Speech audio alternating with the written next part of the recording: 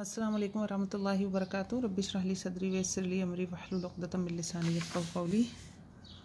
आयत नंबर 15 देखेंगे आज सूरा अन्निसा की। औज़ु बिल्लाहि मिनश शैतानिर रजीम, बिस्मिल्लाहिर रहमानिर रहीम।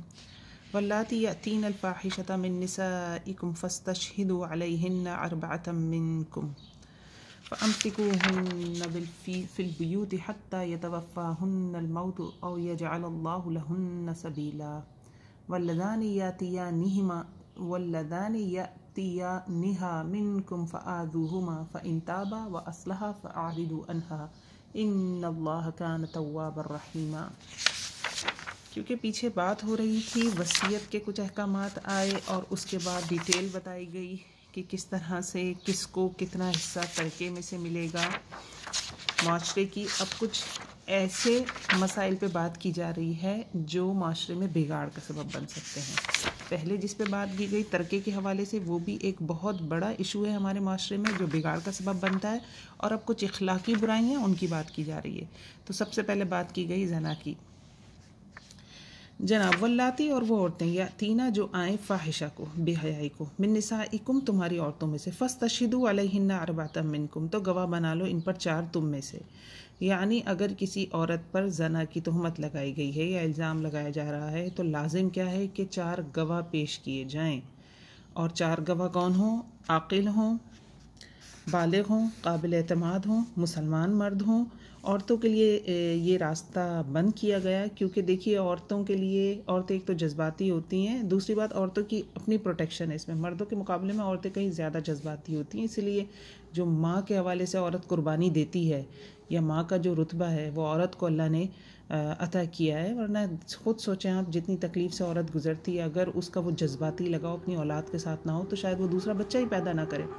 तो बहरहाल तो औरतें जज्बाती होती हैं। फिर एक घर में देखिए जो माशरा बनता है, सास बहू देवरानी जेठानी के झगड़े, तो वो तो बड़े आराम से इल्ज़ाम लगा सकती हैं और वो अपने इल्ज़ाम को, झूठे इल्ज़ाम को साबित भी कर सकती हैं इस हवाले से कि हम तो हर वक्त घर में रहते हैं और हमने देखा है। तो ये जो 4 आकिल बालिग मर्द जो हैं, इनकी गवाही भी इस तरह से है कि इन्होंने उस फेल को बिल्कुल होते हुए देखा हो। ऐसा ना हो कि कोई इशारा या तमहीद हो कि हो सकता है हुआ हो वो फेल, बल्कि उन्होंने उस काम को बिल्कुल वाज़े होते हुए देखा हो। तो इस हवाले से औरतों की एक तरह से प्रोटेक्शन की गई है। क्योंकि देखिए अगर कोई औरत इल्ज़ाम लगाती है अपनी बहू पे, कोई सास लगा रही है या कोई बहू भाभी अपनी नंद पे ये इल्ज़ाम लगाती है जना का, और फिर होता ही है कि वो साबित नहीं कर पाती, तो उस खातून को तहमत लगाने के इल्ज़ाम के हवाले से जो उस पर हद नाफिज की जाएगी वो 80 कोड़े हैं। अब एक औरत के लिए 80 कोड़े बर्दाश्त करना, वो तो मर जाएगी उसमें। तो औरतों को प्रोटेक्ट किया गया है। और दूसरी तरफ जो दूसरे, क्योंकि बहुत ही संजीदा और बहुत ही नाजुक एक मामला है, तो औरतों में जलन हसद थोड़ी ज़्यादा होती है इन हवालों से कि वो जो घर के एक 4 दीवारी में बंद होकर एक रिश्तों के साथ रहती है, जबकि हमारा इस्लामी कल्चर ऐसा नहीं है। बहरहाल इस्लाम में तो आज़ादी दी गई है इस हवाले से कि औरत का किचन अलग होना चाहिए, वो शादी होकर आती है, उसका वॉशरूम अलग होना चाहिए। बहरहाल तो इस मामले से औरतों की हिफाजत की गई है एक तरह से। एक बात ये हो गई। और दूसरी बात इस हवाले से ये है कि मर्दों में भी अगर 4 गवाह ना हो और किसी एक ने देखा हो तो फिर उसे क्या करना होगा? उससे उसका ढंढोरा नहीं पीटना होगा, क्योंकि वो एक अकेला साबित नहीं कर सकता। 4 गवाह चाहिए तो उसको चाहिए कि वो 3 गवाह और ढूंढे, क्योंकि अगर उसने ढंढोरा पीटा इस बात का और वो फिर इसको साबित नहीं कर सका तो फिर उसे भी तहमत लगाने के हवाले से 80 कोड़ों की सज़ा दी जाएगी। तो ये अल्लाह रब्बुल इज़्ज़त ने सज़ा तो बहुत सख्त रखी है। सूरह नूर में बयान हुई है कि अगर शादीशुदा ज़ानी है तो उन्हें रजम किया जाएगा। ये सूरह नूर में ये वाली आयत तो बयान नहीं हुई, लेकिन गैर शादीशुदा के हवाले से है कि उन दोनों को, मर्द और औरत को, 100 कोड़े लगाए जाएंगे। तो एक तरह से प्रोटेक्शन दी गई है माशरे में, क्योंकि देखिए 4 लोग इस तरह से वाज़े तौर पर ये काम होते हुए देखें, ये तो बहुत रेयर ही होगा ना। तो लोगों को डराया गया है। इस्लाम का मकसद ये नहीं कि लोगों को पकड़ पकड़ के सज़ाएं दे। सज़ा का जो असल मकसद होता है किसी को डराना, ये यहाँ पे वो मकसूद है कि डराया गया है। और अगर कोई वाज़े तौर पर, इतनी ही वाज़े तौर पर गुनाह कर रहा है कि उसे इतने सारे लोग देख रहे हैं बाकायदा ये काम होते हुए, तो फिर उसको सज़ा दी जाएगी बिल्कुल।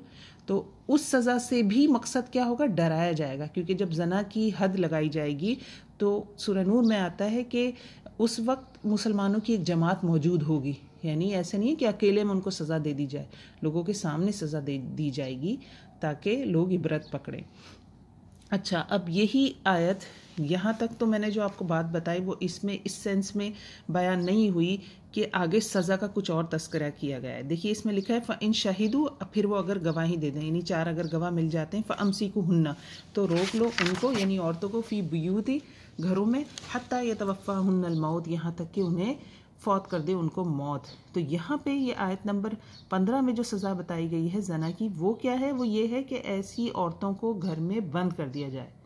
ठीक है, तो ये वाली सज़ा मनसूख हो गई या मॉडिफिकेशन हो गई सूरह नूर से इसमें।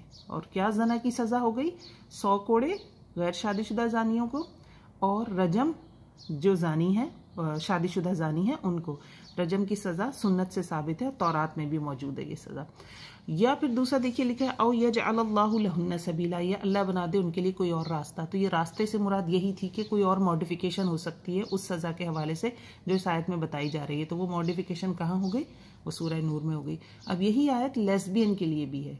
ये हुक्म के घरों में उनको रोक लेना, जो जानी औरतें हों, जानिया हो, तो उनके लिए ये आयत किस हवाले से अभी भी बाकी है? अगर वो लेस्बियंस हों, क्योंकि वल्लाती का आ रहा है ना चीज़, अगर आप गौर करें तो ये वल्लाती हैं और वो औरतें, औरतों की बात स्पेशली की जा रही है। तो जो जानिया औरतें हैं, जो लेस्बियंस हैं, उनके लिए इसमें जो सज़ा बयान की गई है वो अभी भी बाकी है। तो लेस्बियन जो ख़वातीन होंगी उनको घरों में बंद कर देना है यहाँ तक कि वो उनको मौत आ जाए और वो अल्लाह से जा मिले। अच्छा जी, इसमें एक चीज़ और पता चलती है कि औरतों को घर में बंद करने का हुक्म जो आम औरतें नहीं है, क्योंकि घर में बंद करना यहाँ पे बहसीत सज़ा बताया जा रहा है। इसका मतलब है औरत अपने कामों के लिए और दूसरी चीज़ों के लिए आज़ादी के साथ घर से बाहर निकल सकती है। अच्छा, अब अगली आयत में जो गेज़ होते हैं उनके हवाले से बात की जा रही है।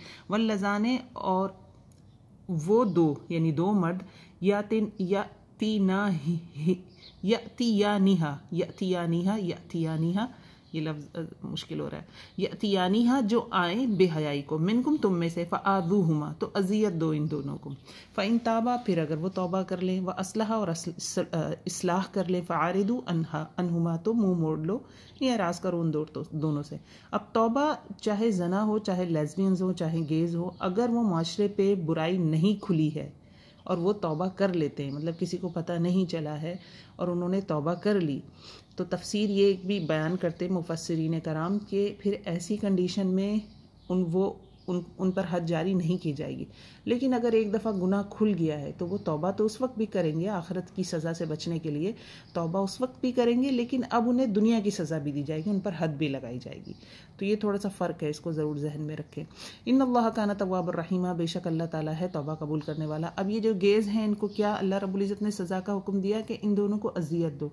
तो इसमें दूसरी चीज़ें थीं कि उनको मारा जा सकता है, पिटाई लगाई जा सकती है, दीवार से आप धक्का दे के नीचे गिरा सकते हैं, मतलब उन्हें कोई ऐसी तकलीफ देना जिसके बाद वो इसको छोड़ दें इस अमल को। एक ज़ईफ़ हदीस से ये भी मिलता है कि फ़ाइल और मफ़ूल दोनों को कत्ल कर दो, लेकिन बहरहाल ये एक ज़ईफ़ हदीस है।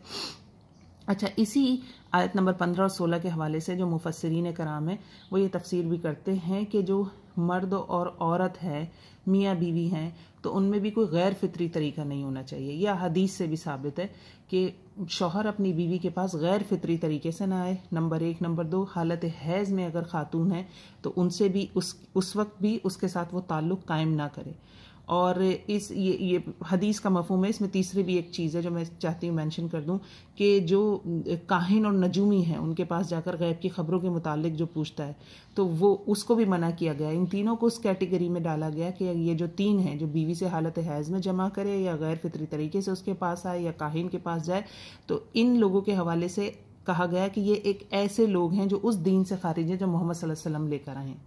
तो ये अहम चीज़ें हैं, डे टू डे लाइफ में नज़र भी आती हैं और इनमें क्वेश्चंस भी पूछे जाते हैं इस हवाले से, तो इनको जहन में रखना है। बाकी लेस्बियंस, गेस के हवाले से बात हो गई, जो जना की सज़ा मर्द और औरत के लिए बात हो गई उस पर, और तोहमत लगाने की जो सज़ा है, ये बहुत बड़ी चीज़ है, इसको जहन में रखें। देखें, आज कोई पोस्ट आती है, हमें नहीं पता होता उनका क्या रिश्ता है, वो एक कोई फिल्मी एक्टर होता है, कोई एक्ट्रेसेस होती हैं, उनका कोई रिलेशन है, उस पर प्रोपेगेंडा किया जा रहा होता है और हम भी ये समझते हैं, हमें माइंड में यही चल रहा होता है कि ये दोनों बगैर शादी के उस रिश्ते के साथ रह रहे हैं। और अगर हम ये पोस्ट आगे भेजते हैं, फॉरवर्ड करते हैं, तो आप देखिए ये किस में आ रहा है, ये किसी पे तोहमत लगाने पर आ रहा है, क्योंकि आपने अपनी नज़रों से उन्हें वो काम करते हुए नहीं देखा। और तोहमत की सज़ा क्या है? 80 कोड़े। न सिर्फ 80 कोड़े हैं, तोहमत की सज़ा ये कि उसकी ताहयात गवाही कबूल नहीं की जाएगी उस शख्स की जो किसी पर तोहमत लगाए। तो ये बहुत संभल कर रहने वाली बात है। आजकल मीडिया पे हम चीज़ों को बहुत लाइट लेते हैं और बिल्कुल आराम से फॉरवर्ड कर देते हैं, तो इसका बिल्कुल ख्याल किया जाए। अस्सलाम वालेकुम रहमतुल्लाहि व बरकातुहू।